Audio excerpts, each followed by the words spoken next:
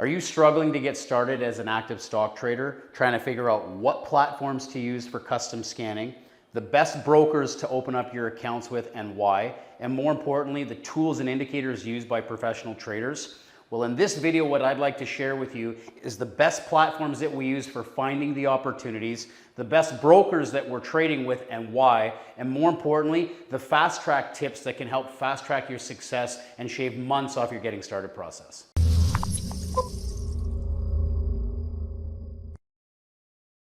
Hey there traders, my name is Kozak, tuning in here with NSTA, and for the world's best education and trading strategies, make sure you hit that subscribe button and turn the notification bell on. That's going to make sure that every time we put out content like this, you can get results. Last but not least, smash that like button so that we know that you're enjoying the content.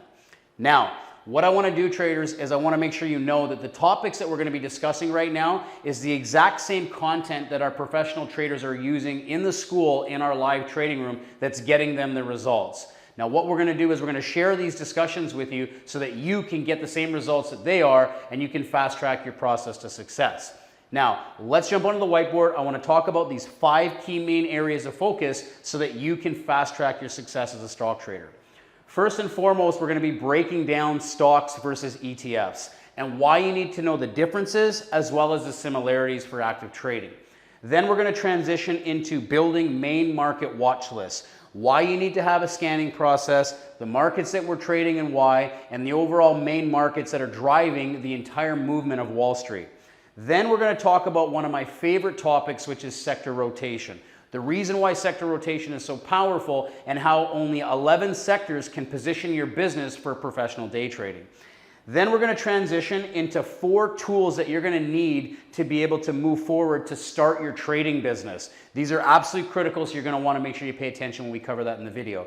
And last but not least, the preferred platforms that myself, all of our thousands of traders are using, and the instructors at the school, and why we use them over other charting, scanning, and news platforms to give yourself the inside knowledge, because there's a lot of resources out there, but there's really good ones that we want to make sure you're aware of so that you're not spending time on the wrong resources. Now, that being said, traders, we've got lots to cover. Let's jump off here onto the charts and get you started in deep dive training. Welcome, traders. In this video, we're going to be talking about Stocks Explained Part 1. And this is an exciting segue because if you're like anyone out there, you've probably heard of trading the stock market before.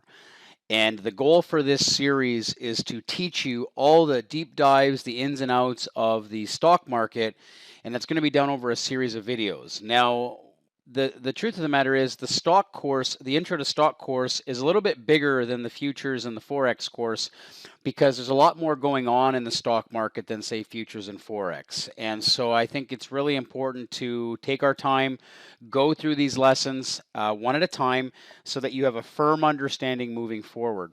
Now, if you're new to trading, and you've never traded the stock market before, rest assured you're not alone and you're in the right place. NeuroStreet has put together a team, our content is top-notch, and we're here to make sure that you understand everything in and of itself. And at any times, if you have questions or you need assistance or you just need to talk to us at any time, let us know. We'll shoot an email across, get on a call, get on a screen share, whatever you need, but we're here to help you, okay? So this video is a foundation lesson to the stock market. And you may or may have some experience trading stocks, or maybe you don't. So if you do, kind of sit back and kind of take in some of the information. I'm sure you're going to learn a few things that you haven't heard before. And if you're completely new, this is going to be a great place for you to start, because when you don't have any bad habits and you haven't learned any things that aren't really necessary, you can build on a strong foundation, okay? So let's talk a little bit about the stock market, okay? A stock is considered an equity position, or, a lot of people call it equity. And what it is, it's a security that represents ownership of a fraction of a company. This actually entitles the owner of a stock to actual, a portion of its assets and profits equal to how much they own. This is basically called shares. Now, stocks are bought and sold predominantly on stock exchanges, though there can be private sales, and there are other investor portfolios that can participate in buying and selling private stocks. But stocks are also used as a vehicle for active income. And it's not just about investing, it's also used for active day trading. So depending on if you're a short-term speculator or if you're an investor, you can be participating in the stock market. Okay, so keeping it simple, it's a unit of equity, also known as a share of a company, and we buy and sell them on an exchange. And stocks are identified by what we consider the ticker. And the ticker is just a 4-letter acronym used to describe it. You may be familiar with some stocks like Apple. The Apple ticker is APPL. Google would be GOOG. The Spiders, also known as the SPY, is the S&P 500 ETF index. We'll talk about what ETFs are in just a second, but you've probably heard of some of these terms, and if not, rest assured it's going to be super simple for you to understand them. Okay, so let's talk a little bit about stocks compared to other assets. We focus on the main markets: stocks, futures, forex, options, and cryptocurrencies. There's many different ways to trade, and there's different vehicles to trade them on. If you're a stock trader, you're a stock trader. If you're a futures trader, you're a futures trader. But within the stock market, right, there's other vehicles inside of it, like mutual funds, okay, index funds. And, mutual funds, you maybe have heard of, maybe a banker trying to sell you some mutual funds, or a financial advisor, right? Maybe you've heard of an index fund. An index fund tracks the market, right? And so, you can buy in, you can get involved in mutual funds, but here's the issue, okay? Funds are basically involving many different assets inside of it. And when you actually purchase a share of a mutual fund, you're reducing what's called a single stock exposure. And they often underperform the market. And this is where I really don't understand the purpose of them, other than to make banks a lot of money. And this is just my opinion. I'm not here to derail the conversation or the education, but it's important you understand that the reason you're in this course is to become more experienced in this industry. And if you're buying and selling mutual funds, you're at a disadvantage, because after fees and inflation and taxes, you're not really left with much to gain. And you can only trade them once a day, actually, which makes them very difficult for day trading. And when you put in an order to exit, you have to basically wait for the position to exit the following day. Well, that doesn't really sound too appealing to someone that wants to manage risk, right? So the other side of it, there's index funds. Index funds represent multiple stocks, like the Dow Jones Industrial Average, right? This is an example. And basically, since they represent the stock in an index, then they don't actually require active research. You don't have to accumulate broker feeds. You don't have to do any of that extra stuff. You can trade them, but they're very slow. Hardly move, less than 1 to 2% a day. This ties up your capital, not lots of opportunity over time, little reward. So essentially, it's not really it's not an ideal vehicle for building wealth. It's not really good for day trading the stock market, right? A good example would be the S&P 500 index or the Dow Jones index. The main goal here is to just kind of get you away from what maybe the masses have taught you. Maybe you've heard on, the news or read in a newspaper or on TV. We're not really involved in that, because it's not where professionals are, right? That's where the masses are, and that's where all the herd mentality is, and that's why they never make any money. So we're going to get you out of that environment and into professional environments. Now, one thing you will hear us talk about is exchange traded funds, ETFs. And an ETF is actually something that we do participate with, and you're gonna be learning about them. Okay. There are different types of ETFs. So essentially what an ETF is, they're based on several underlying assets or sectors. They are what they considered an exchange traded fund. They trade like a stock at any time, unlike a mutual fund. And unlike an index fund, they can actually be leveraged, and some can be very volatile. Often they can be difficult to trade due to global events and how they are tied to overall markets. So it's not always best sometimes to trade them. It just depends on the strategy that you're trading and the outcome. We will be more focused on looking at them as a swing trading environment rather than day trading, but it can be used for many strategies. Okay, there's some strategies are meant for bigger positions, some are meant for smaller positions, and there's different types of ETFs. There's leveraged ETFs, inverse ETFs, sector ETFs. A leveraged ETF would be a market that's like gives you more leverage to trade it. An inverse ETF is used for hedging. So let's say if the market is going down and you're losing money in your investment portfolio, you could actually be buying inverse ETFs and bridge and basically protect your downside risk. And we have actual strategies on that. We're going to teach you those, because if you're watching this and you have investments in, let's say, your retirement accounts, whenever the markets are tanking, you're losing that opportunity cost. So we're going to teach you how to play both sides of the market and become more equipped. Sector ETFs are very important because sector ETFs track the sectors, and we spend a lot of time trying to understand the fundamentals of the sectors because different sectors of each market play a different factor at different times of the year. So it is like a security that tracks an index, a commodity of basket of assets like an index fund, but it trades like a stock on the exchange. And because it trades like a stock, an ETF does not have that net asset value calculated every day like in mutual fund, which means you don't have all the extra fees. And by owning an ETF, you get the diversification of an index fund as well as the ability to short, buy on margin. You can purchase as little as one share, right? And the advantages of the ETFs is the expense ratios are much lower than those of an average mutual fund. So when you buy and sell an ETF, you got to say you're basically paying the same commission to your broker that you'd pay on a regular order of a stock. So that's the whole point, is that it's just an alternative vehicle than stocks. So when we look at trading stocks, you're going to hear us talk about ETFs and stocks, and it's almost like they're the same thing, but they're technically not, but it's almost like they are. So keeping it simple, we're going to be looking at ETFs a lot. And you're going to hear us teach it a lot more when you get into the live class and the other education programs, okay? So let's go in here and talk a little bit about other alternatives, the options market. So the big thing here is that we're not going to spend time on options in this lesson, but options are part of the stock market. And we're going to be discussing this in its own entire course because options are actually a derivative of a stock. So when you trade options, you're basically trading the options on the stock. And so for the sake of this course, we're only going to be focusing on options on stocks. You could trade options on, say, futures or other commodities, but we're not really going down that road in the school. It's very advanced and it's very, very complex, and it's not something that the 99% of all traders trade anyways, more for the institutions, okay? So when traders perceive the value of, let's say, the right to buy or sell the underlying asset, an option can increase the value. So let's say you wanted to participate on leverage, and instead of buying stocks of Apple when they're trading over $500 a share, you could use an option as an alternative, and you could participate for very, very low cost, and you could participate in that stock. And so I think personally, if you've ever heard of options trading and you've ever been interested in learning about them, the first step is you always want to learn the stock market and become good in the stock market before you start trying to move over to the options market. And the reason for that is because there's a lot more moving parts in the options market, and you're going to have a lot more mechanical aspects of learning how to trade it.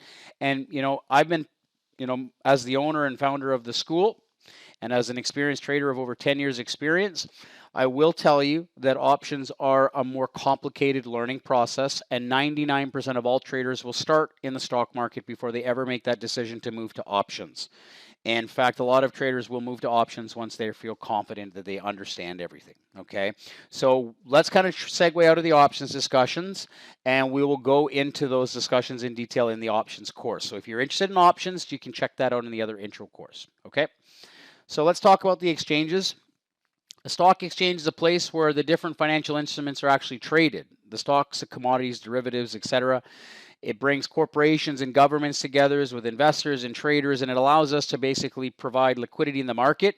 It gives us a place to buy and sell. An exchange is basically what facilitates the ability for us to buy and sell. There, it's where the market is, and it's an efficient manner. Exchanges provide an efficient environment for us to participate in the business.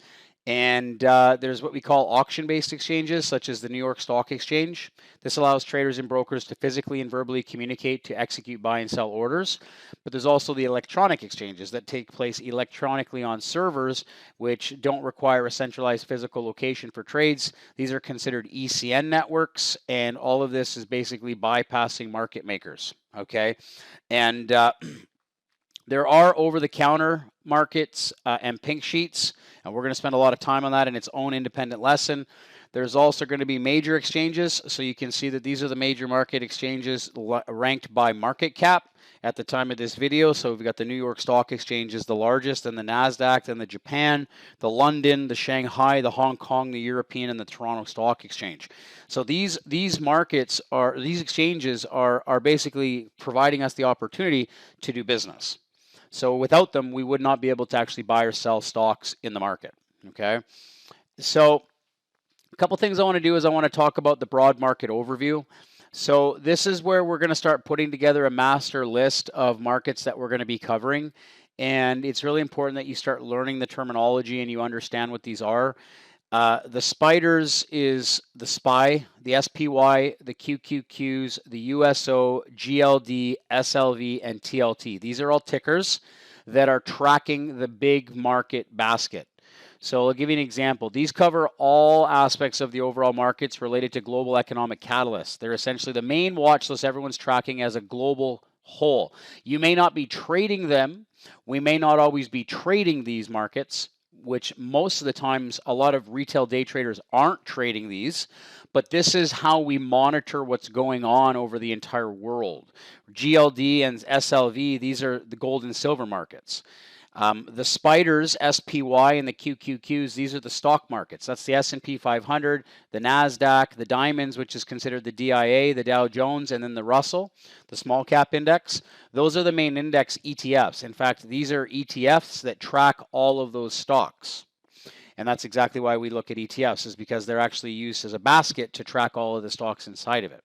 Now, you'll also notice that there's a bond ETF, which is TLT, and there's an inverse ETF, which is SH and PSQ and DOG. Those inverse ETFs are what we'll look at for basically shorting in registered accounts. So basically what this means is when the markets are going down, we would actually be buying as an alternative to shorting, because you can't short in retirement accounts. So let me kind of show you an example of what this looks like. So what I'm going to do is I'm just going to show you a platform. We haven't really talked about the platforms and the charting techniques that we're going to be using, or any of the indicators or any of that stuff, because that's really not the purpose of this intro course.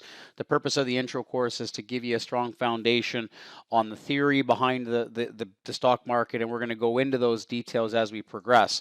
Let's take a look at a platform. This is a TC2000 platform, and don't worry about understanding what everything is and how everything's set up in this video. The purpose of me just explaining this is that, you know, down at the bottom, I've got a lot of tabs that you can see down here. And I'll just grab a cursor. All of these tabs that are down at the bottom here. Okay, those are all different strategy tabs. Those are tabs that are used for scanning and used for finding the stocks and the different education lessons that we have. But the main purpose for this one is I just wanted to show you that one of those tabs, it says correlation, and this is the tab that I like to teach with that shows traders how to monitor the main markets. So you'll see here I have a watch list in the middle of this environment here that has the main broad markets. And what that is you're going to notice that that's basically all of the main markets that I was explaining. So whenever I want to look at what's going on in the world between all these main markets, basically what I'm doing is I'm saying, okay, if I want to look at the S&P 500, I would check out the spiders. I can say we're in a big uptrend right now on the market, and we rebounded off COVID and we came back up. If I want to look at the oil market, USO, this is a market of oil. Oil has definitely dropped. You know, we've been sitting here trading in a very, very low environment compared to what it was. Oil is definitely bearish, right? If I want to look at the bond market is slowly in a downtrend trading through, which is good for the economic stability, because when bonds are going down, the stock market's going up. If I wanted to look at gold, I can see here gold is definitely in a big uptrend, but it's in an intermediate downtrend right now. So you can see how gold is just doing its thing. It's not really going anywhere. And if I want to look at silver, same thing. This is a silver ETF as well. And so this is just here to, you know, if I want to look at the spiders or the QQQs or the diamonds and stuff, this is just really an opportunity for us to see the main markets as a watch list. And you'll notice up here, you can see there's indexes. We're going to talk about those in a moment. The other thing I also want to talk about is the inverse tab down here. You're going to notice I have an inverse workspace. We're going to teach you what this is. So if I look at the spiders, I would want to come down and look at the SH, because what this is going to be an opportunity so that whenever we see the market dropping in our retirement accounts or our wealth bucket accounts, I'm going to be able to show you how to trade long this market instead of using this market, because in retirement accounts, you're not allowed to sell. You can't sell in you can't short the market in your retirement accounts. So you need an alternative to participate or hedge the risk. So when the stock market tanks and everybody's losing their money and panicking, you could literally be taking a long position in the inverse ETFs, and we only need to watch 4 of them because that's the only ones that matter, and you could be hedging the risk, and you can be protecting yourself and trading to the upside and doing that, which is a really professional's way of managing risk and protecting your nest egg. So we're going to teach you how to do this stuff, and we're going to do that in and of itself. The other thing too is you can trade options on these. These are ETFs, so if you do decide to trade options, you can trade options on them, and we'll get into that in the future. Okay, so that's the purpose of this. The next discussion is understanding sectors. So this is going to be one of the most important things that you're going to learn in the stock market. It was for me, and I think it's absolutely critical that you understand that the stock market is really not dictated by the stocks. So I'll give you an example. You've got the market. I'm going to use a color you can see. You've got the market, okay, which is the entire market, and then you've got the sector, okay, and then you've got the stock, okay. You got the stock. So really, what happens is it's a trickle-down effect. A lot of people will think that the stock market is, we got to pay attention to the stocks, but really 90% of a stock's movement is a result of the market and the sector. So when the market's going up and the sectors are going up, it's going to pull the stock up. If the market's going down and the sector's going down, we're going to pull the stock down. And we always have the ability to know which sectors are strong and weak. So we'll know, which cycle the market is in based off of a bullish or bearish environment for different sectors. At certain times of the year, certain markets perform better, right? Like Christmas time. We always see different companies and different industries will change because of the economic stability of Christmas. We always see a lot of that. We'll always see technology stocks. Technology stocks will always start to be stronger at the beginning of a market bottom because they're going to normally lead the market out into a bull market, right? And so normally what will happen is in a bear market, a lot of stocks that will start moving into the healthcare sectors, the staples, the energy markets, and then essentially that just normally peaks out, and that's what you'll always see. So the goal here is to teach you how to read the sectors so you know which stocks to be paying attention to. And a good starting point to understand this is there's ETFs that can track the sectors. So there's different sectors: the technology sector, industrials, consumer staples, discretionaries, energy, financials, all the way up through to real estate and communication utilities. A website that's very, very good for this, just so you understand, is sectorspider.com. You can visit the site and look inside of it and to see the ETFs. So let's kind of do that together. I'm going to pull that website up. So what you're looking at here is the Sector Spiders website, and this is just it's an ETF company. It's a fund company that has all of these different products, and essentially what you're able to do is you're able to go down in here, and we're able to go in here and take a look at the correlation trackers. So we could check the sector, we could check the correlation. Essentially, we can view the full sector tracker down here. If I click on this, it's going to tell me, right, the overall sectors. If I want to look at, the year to date, the strongest sector and the weakest sector has been energy, and the strongest sector has been technology. So that's on an annual basis. If I wanted to look at it on a weekly basis, I'd click on the 5-day basis. The strongest sector has been energy in the last 5 days. So what that tells me is that all of the energy stocks were actually a lot stronger than all of the other stocks. And so as a day trader or as an investor, you want to be knowing where the flow of money is in the world. And so we spend a lot of time teaching traders that it's not about picking the right stock all the time. It's about understanding where to look for the right stocks. And we've automated that process so you don't have to do that. In fact, I'm going to show you an example of a workspace here, and it says Sector SW here. So one of the things that we do in our school and in our classrooms, okay, is you're going to see for us the opportunity for us to check out the sectors. So if I wanted to trade the sectors, you can see that we had a pretty bearish day. The stock market was bearish today, okay? Well, if that's the case, which one was the strongest out of that? Well, the healthcare was the strongest sector. So I can click on this healthcare, and we've automated this process. We're going to go through all this together when we get into the platforms and stuff. And if you're not using TC2000, we'll make sure you are and get up and running with it. But the point of the matter is that I can actually click on the healthcare right here. and then I can nail down all of the stocks. I could go into that in a sub-index and find the strongest. I could find the strongest sub-index. We don't trade indexes, so I'm not really interested in that. More so what I'm looking to do is I'm actually looking to go into the stocks. So what I'm going to do is, you can see here that even though the healthcare industry it was a weak market overall in terms of the entire market. You can see all of the markets were down. So when I see all the sectors down, that means we had a bearish day. The markets were selling off. But that doesn't mean we wouldn't be looking to buy the market. It just means we want to look for the strongest sector, which is the healthcare. It went down the least, and we can nail down the strongest stocks. Look at this market here, traded to the upside. It was a huge trending day. Huge opportunity to be buying this stock. Huge trend to the upside. So even though the market was bearish, this was the strongest stock in the strongest sector in a bearish market. So this is where we're going to actually teach you how to not get so caught up in all of the media and all of the stuff that doesn't make sense, and start really understanding what's going on here from a professional's perspective. And that can be done on a day trading basis as well as a swing trading basis as well. And that's exactly what this tells us. The purpose here is you want to identify a bias. Are we looking to go long or short? And this is not really, this is part of our strategies that we teach, but it's a good foundation for you to understand this. My job is to teach you how to determine, are we going long or short? Most of the time, you're going to be buying long the market. The stock market is normally meant to trade long. Shorting the markets can be done, but ultimately there's a lot more restrictions with short selling stocks and that sort of thing. And so normally a lot of our day trading strategies are predominantly to the long side. So we're always going to be looking for strong sectors, and we're going to want to buy strong stocks.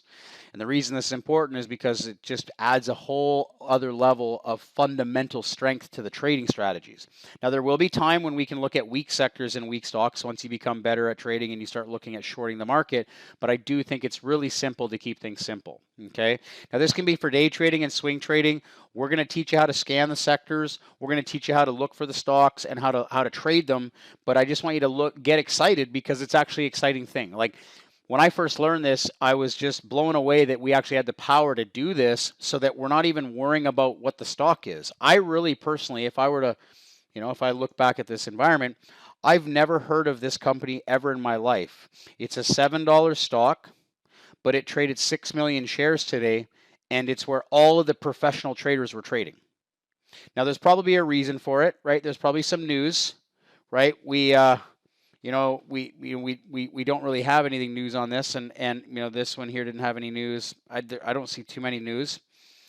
Consumer healthcare stocks, pace. I mean, to me, it's just giving sector information. But the point of the matter is that if I was to say short the market, I'd want to be shorting the energy stocks. Take a look at the energy stocks, and I would want to sort by the weakest. Look at this, Aemetis. This market was a weak market. This one was a pretty weak market. Look at this trend on this market. This market was a very, very downtrending market. So what this tells me is that not only is this in the weakest sector, but it was in the weakest sector, and it was the third weakest stock out of all the stocks in that sector. So if you were to look to short the downtrend, this would be a really great trade to short, right? And these are the things that we look at. We're predominantly trading to the long side, but if you are going to short, why do we have to worry about making things complicated? Let's keep things super simple and trade the best markets. Okay, so it's a couple things too, is to understand that it's important to know the times of day and the time zones that you're trading in.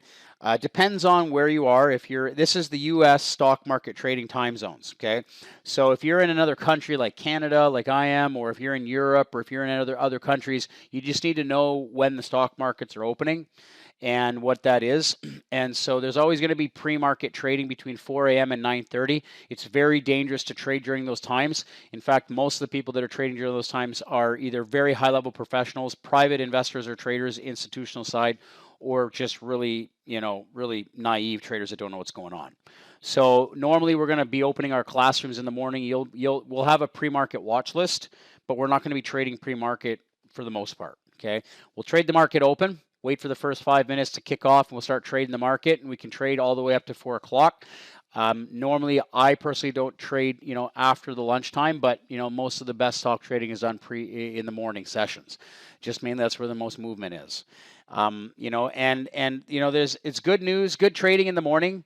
Lunch, the order flow will liquidate less, so you know you'll have a lot less trading take place during the lunchtime.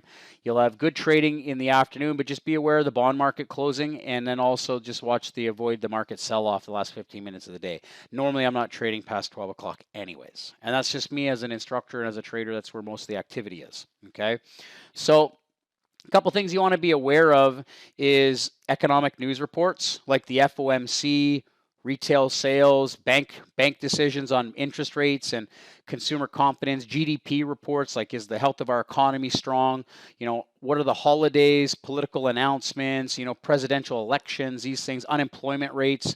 These are all fundamental catalysts that are actually we watch calendars every day, and normally what this means is in the morning when we open up our classroom, I'll actually pull up these calendars and we'll actually see, okay, we have this news at this time, this news at that time, and the normally is we just want to be aware of what the news events are so that we're not caught off guard and wondering why the market started getting really fast, or you know, a lot of times traders don't want to trade into the news because it can often cause, you know, unnecessary movement and more volatile conditions. But it's more so not to have an opinion. So one of the biggest things traders do is they'll often, you know, they'll see these news reports and it'll give a positive or a negative number, and they'll automatically assume that, oh, that's bullish or bearish, and then they'll make a decision based off that emotionally rather than understand that it's not our job to know this. Our job is not to understand the state of the market. We should always let the market show us what it does after the reports and then trade the market as we see it. And so I'll give you an example. Let's say we have an FOMC announcement, which is also called the Federal Open Market Committee. And this is normally where the central policymakers will meet, and they meet 8 times a year to set interest rate decisions. And those are going to either increase or decrease the money supply. Some of you might refer to this as quantitative easing. And essentially what this means is, let's say, they'll set the target discount rates and they'll set whether or not the bank rates will change and the overnight lending rates. But, you know, it's all about the outcome. So I'll give you an example. Let's say if the interest rates rise, this would mean that you have an increased cost of borrowing and it will negatively affect the economy, okay, because the cost of borrowing will be increased. And the outcome on that is the markets should become a bearish market, and that'll actually lead to sell-offs and that type of thing. But here's the thing. We could have that happen in the market, and yet we could be trading strong sectors and strong stocks, and it doesn't even affect us because we're trading stocks that are impacted by other catalysts. So this is why I want you to understand that the news is important to understand, but it's not necessarily always going to be dictating our decisions. I'll give you an example. If the market says, or if the FOMC drops interest rates, well, that would decrease the cost of borrowing, and that can affect the market as a good thing, because essentially that means, you know, it gives people a more of an incentive to want to use borrowed money and lending and mortgages and credit cards, and the outcome is the market should accept that as a bullish environment. And so what we need to do is we try not to predict the outcome, we let the market show us, but it's also good to have an understanding of what this means as a global economy. Now, this can happen on all of these reports. Like, that's just one example. So there's so many different examples, but the 2 websites I want you to note here is forexfactory.com. So you can go to forexfactory.com and you can check under their calendars tab, or you can go to fxstreet.com and check out their economic calendar. And the reason we use Forex calendars is because they're the most comprehensive. We don't care if it has to do with everything else. They're the ones that are relying on the news the most, because unlike the stock market, Forex and futures need these news announcements to move the market. They're not driven by stocks. So we want to be using Forex calendars because they're the most comprehensive calendars to use. And you're always going to know when there's Fed speeches, and you're going to know when there's big political stuff going on. It's just where all the professionals do business. So just trust me when I say this. You want to use a Forex calendar for trading stocks. Yeah, I know that sounds weird. I'll show you an example. I'll show you an example what that looks like. So I actually have it up here in my prep. So I'll go here and I actually have it up here. I could just easily just type it in. I type it in so much, it's like I could just type in Forex and it's right there, Forex Factory, and it just pulls it right to the calendar. So you can see forexfactory.com. It's a forum. I just go up here to calendar. You can create an account. You can filter it by country. Like, let's say you only want to show the US. Right there, apply the filter. It's just the US. I normally will put the big boys, so the US, Japan, Europe, China, That's the big ones. Those are the ones that I'm looking at right here, and apply those filters. But you know, realistically, if you just put them all there, just hit the apply filter. That way you're not caught off guard. So if I want to know tomorrow what's going out in the markets, I hit tomorrow, and it tells me that 8:30 in the morning I've got a core PPI report. If you ever want to know what these reports are, you can just click here and it'll open it up and it'll tell you what the report is, tell you what should happen. But this is where a lot of traders get caught off. They see these reports and they say, oh, I'm going to have an opinion. We don't care. All that matters is we know what time the news is coming out. We don't care about what their forecasts are. We don't care what happened past. We don't care what's happening current, because sometimes this could be a positive number. The market slightly trades up and then tanks. And everyone's like, well, what happened? Well, what this means is the market didn't see it as positive as they thought it was going to be. Even though it was positive, it wasn't as good as they thought it would be. Or let's say it's a negative, and yet the market rips to the upside. They say, well, yeah, but it's negative, but it's not as negative as we thought it was going to be. So the institutions are the ones that are going to show us that, not retail traders. So you don't want to get caught off guard trying to have an opinion on stuff that really isn't our job. Now, there is some other things that you're going to need to be bookmarking on your toolbars, prepping for our classes, is the impact on stocks, earnings, IPOs, ratings. Sometimes you're going to have upgrades or downgrades, SEC filings, new sales or factory orders, FDA approvals, sector changes, investor activists getting involved, secondary offerings. These are all related to the stock market. So one of the things that I like to look at for earnings, and I mean, there's a lot of earnings websites out there, but there's one that's on the Sector Spiders that will, you can see the hyperlink here, sectorspiders.com/sectorspider/tools/earnings-calendar. Let's go in and take a look at what that looks like so you can see it. Okay, I'm going to pull this up here. And ultimately, this is just, a website, and you can bookmark this here as well. And this is just an earnings calendar. So we can choose the date. Today, we don't have any earnings tomorrow or the next day. If I want to go into next week, if I go into November 17th, I click that, and it's going to tell me all the earnings that are coming out, all these markets, that have earnings. Right, and what's nice is it even tells you what sector indexes they're in. So this will tell you, Home Depot's in this sector XLY, so that's going to affect that sector, especially if it's, and that's what I like about this website, is that it actually tells me the sector that it belongs to, so I understand how it's going to affect the markets, right? And so this is something that's very, very important. You can go on monthly. So if you just want to have a monthly calendar, I think it's very intuitive, and you can easily just go through and you can see that we got a lot of earnings today. And we should see a lot more movement on these earnings days, right? And so, I really think that I just think that it's really valuable to know that, and I really think that it's valuable to have that type of a tool to prepare for. So you definitely want to have that on your bookmarks. Put that into. I have a folder for stocks. I'll just put that right there. I can go down, and there it is, earnings calendar. Bang. So, and then I like being prepared, and that way when I need something, I have it, and you can do that as well. Okay, so let's go in here and talk a little bit about some objectives moving forward. Okay, so the goal here is, understanding how we trade and pick the appropriate stocks to trade. And, there's different categories of stocks. And we're going to, like I said, the stock course is pretty comprehensive. So the main goal here is to understand that as a trader, whether you're day trading or swing trading, you're going to have different categories of stocks. There's super competitive stocks that are liquid, and there's highly competitive stocks, mediumly competitive, low competitive, penny stocks. Sweet spot for retail traders is greater than $1 million in account, medium to low stocks. So let me explain this. When you're trading super competitive stocks like Apple, IBM, like the algos are in there, the institutions are in there, the big guys are in there. So it's not really a competitive edge. Okay. And the main goal here is, to understand that you want to have an edge. And so there's different market caps that produce different types of edges. We want to be trading small cap stocks. The main reason for that is they give us a lot more movement. You could trade mid caps or large caps. It's just you need to know how to trade them. So the goal here, the difference between these terminologies, a micro cap is greater than 300,000. The thing here is that you got small caps 300 million to 2 billion. Mid caps is 2 billion to 10 billion. Large caps 10 billion to 200 billion. Mega caps are 200 billion plus.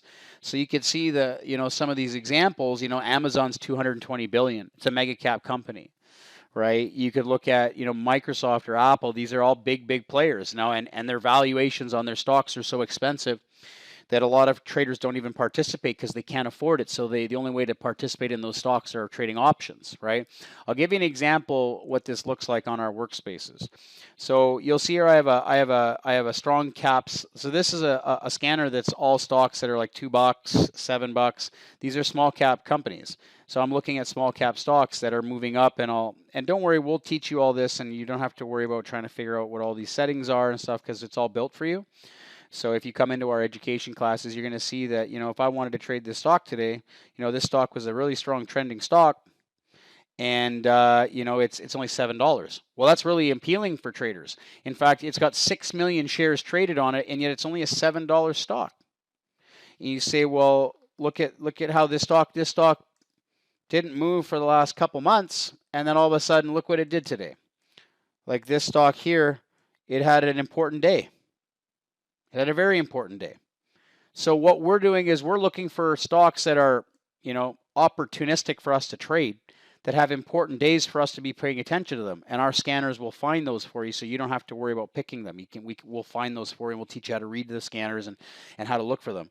And the reason I'm sharing this is because we also have a large cap. So I have a large cap scanner here that will look through, these stocks. And, the big thing here is I can easily, try to trade the right stocks, but these are big price stocks. These are like $100, $400, like Zoom is priced at $400. I don't know too many retail day traders with small trading accounts that are trading a $400 stock. So it's not appealing to everybody. So the goal here is to understand that we can accommodate traders with small accounts. We can accommodate traders with medium and large accounts. We can provide stock trading. We can provide options trading. But the goal is to understand the difference. The more and more you go up in liquidity in large caps, the more competitive it becomes, because it becomes a breeding ground for the big guys. It becomes a breeding ground for those types of things, right? So, and the reason I'm saying that is it's very difficult for traders to piece together consistency trading the wrong stocks. So let's talk about why it's important. So the reason why it's important to trade lower cap stocks for day trading is less algos, lower liquidity, right? And lower liquidity to the funds and the big boys. They can't fill their larger orders. You get bigger percentage moving with trading range, and a $1 move on a $4 stock is huge to a $1 move on a $400 stock, right? So less professionals, more inexperienced traders, essentially dumb money, lots of pump and dump and email alerts sucking traders into these markets. So if you're a professional and you know not to get involved in that, you don't have to worry about it. You trade the technicals, and we're going to teach you that. It's a lot easier than trading pink sheets or penny stocks. We're not getting involved in that. So normally I'll give you an example of some of the things that we scan for is we're, greater than $2. I try not to trade stocks less than $1, but anything above $2 is pretty solid. And, normally we want at least 100,000 shares traded on the day. That just shows that the stock's in play. Higher beta, higher ATR just means it's more volatile, a lot more range. We want a clear chart, and we normally want to look for lower float. Lower float is just essentially how much shares are traded on the stock, or how many shares are available to trade on the stock. And normally we'll see lower float stocks that have a lot of volume give really, really good trading ranges for the day, which ultimately creates our sweet spot strategies. And so what we'll do is we'll talk about how to build the scans, and I'm going to teach you how to find them and all of that. But this is a primer video for you to understand why we're talking about those stocks and what those mean. Okay. So you're going to need tools moving forward. Absolutely critical to understand the tools needed moving forward. And, you're going to need a good trading platform, charting and execution, data feeds. You need real-time data. You have to have real-time data to trade in the stock market. In order to be a good trader intraday, you need real-time feeds. Good internet connection, and you need a broker to facilitate the orders and manage the account. Now, stock trading is a little bit different than, say, trading futures or Forex or other asset classes. And the reason for this is that stocks have thousands of companies trading on the exchanges. Thousands. There's like over 7,000 stocks. In futures, you've got like a basket of 10 or 15 markets. Forex, you've got a basket of like 10 or 15 markets. So this requires a lot more scanning. So stocks is really about scanning and then trading the charts. And so you're going to learn how to, there's a lot of order routing, level 2, other specifically related instruments. What we've done here is, I wish I had this done when I started trading. And what we've done here is we've made a list of recommended platforms and scanners and brokers that we feel are superior. And, we've got a great list, a starting point. We've got a great list for traders to understand. For brokers and charting, Questrade if you're Canadian, TradeStation, Lightspeed, TD Ameritrade, TradeZero, NinjaTrader, Interactive Brokers, eSignal, TradingView. These are the primaries that we deal with. Predominantly NinjaTrader, TradeStation, and TradingView are our main ones. If you're in Canada, Questrade and TradeStation is a good one as well. Right. And if you ever have questions on which brokers and charting we're using, obviously we're going to point you in the right direction and use the ones that we're using. So the main ones that I'm using are NinjaTrader, TradeStation, TradingView, Questrade, and that's the main ones. But, if you ever have any questions on which platforms to use and which ones we should be using, it really just depends on what strategies you're trading and what ones we're using, and we'll put you in touch with our onboarding team, and we'll explain to you which we need and what to do. Now, for scanning, hands down, there's only 3 big players in the room. TC2000 is hands down one of my favorite platforms for scanning. In fact, we have a relationship with them. I'm not pumping them. I'm just letting you know that we've worked with them, and they've literally helped us build scanners, and they've given us a really good opportunity to help make things easier. FinViz is a free website that you can use for scanning for basic scans. I also pay for their paid version. It's about $30 a month, but that allows me to scan for sectors, and it allows me to scan for stuff. We're going to go through all of this, by the way. And then Trade Ideas is really a more robust platform. It's more advanced. It is more expensive, but it's very intuitive. It's very functional, and we're going to talk about Trade Ideas as well. Now, there's news sites like Benzinga and other websites that we use for free, but it's a good place to start for news if you're interested in getting that. And you can easily just Google news sites online, and there's tons of them, right? So the reason I'm saying this is that moving forward in your trading with us, you're going to need the platforms. We're going to have to get you set up with data, and rest assured, we can make it really easy for you. You just need to send us an email, and we can put you in touch with an onboarding specialist. Make sure you're using the right platforms, you're using the right tools, so we can get you squared away. We as a company, we've built a lot of custom tools for some of the platforms. So we've got add-ons and indicators that we've made for NinjaTrader, let me just grab a cursor so you can see it. We've made stuff available for TradeStation, NinjaTrader, TradingView. I'm actually Canadian, so I actually have accounts with Questrade as well. There are other brokers like TradeZero. These are for international accounts, and Interactive Brokers are a big player as well.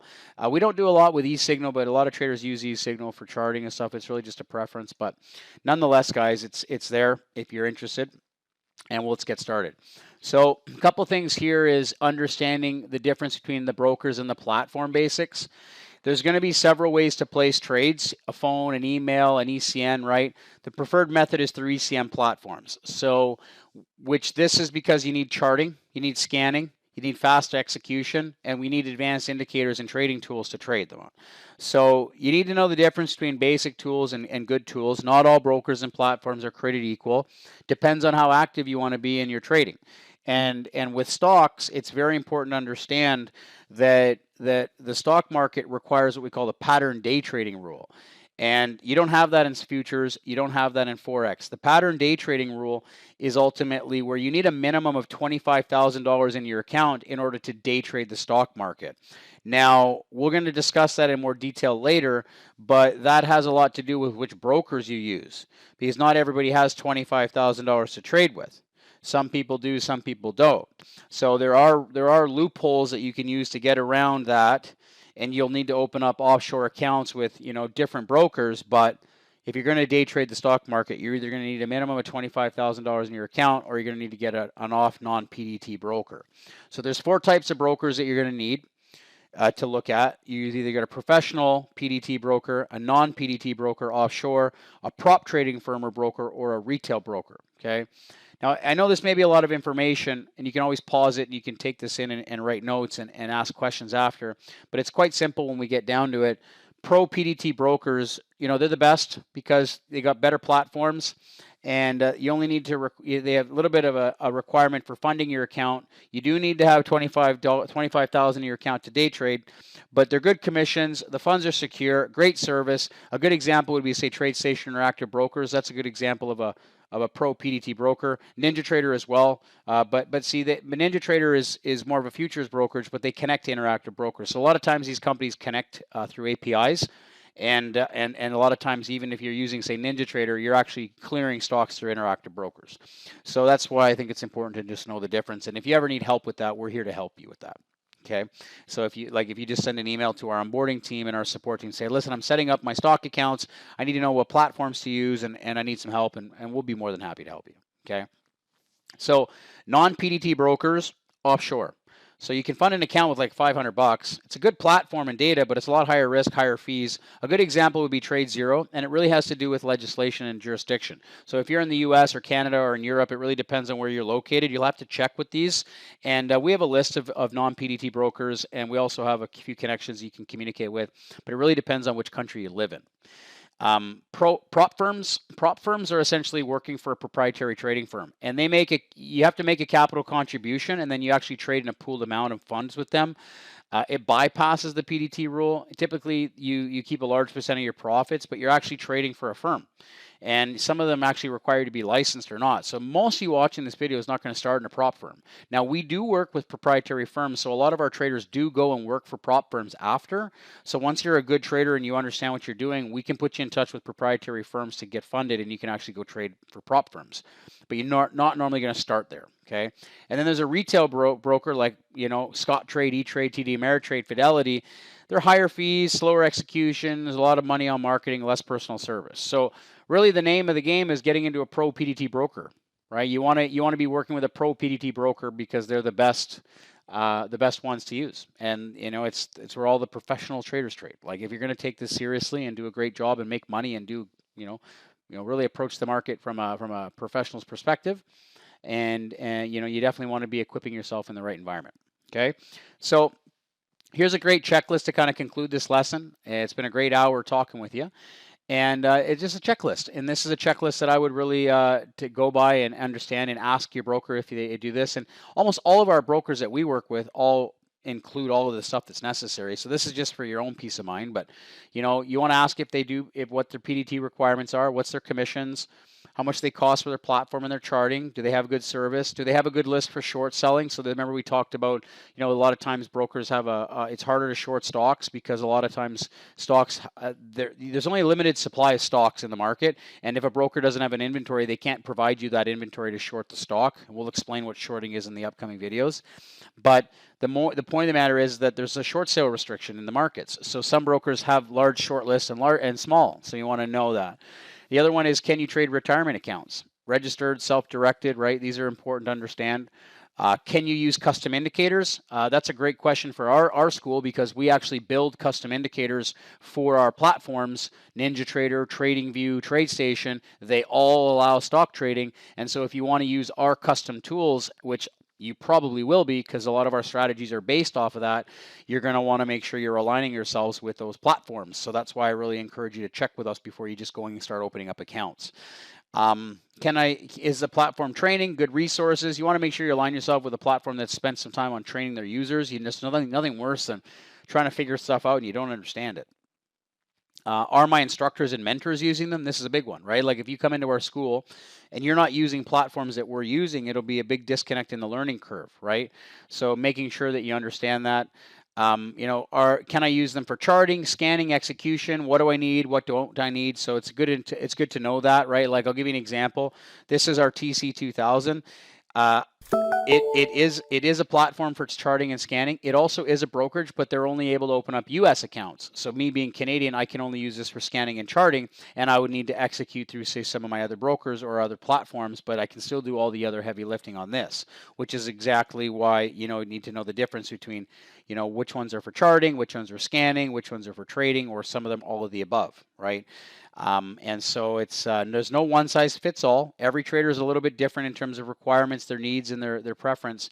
But it's a great place to start, right? So make sure you make the right choice. Don't go and rush into getting a platform or choosing a broker until you speak with us. If you don't have any questions, then great. If you are experienced and you've already got a stockbroker and you're wondering what we're using, if you can use them together, if they integrate, just let us know and we'll get in touch with you and we'll sort that out with you, okay? Welcome back, traders. Make sure you check below this video where there's other links to videos in this series. If you found that this topics of content added a lot more value, you're definitely going to want to check out the rest of the videos in this series because we're going to be expanding on this course and it's going to definitely make sure you're a master stock trader. Also, be sure to hit that subscribe button, share the video with your friends, and ask questions and leave comments below. We'll see you in the next video.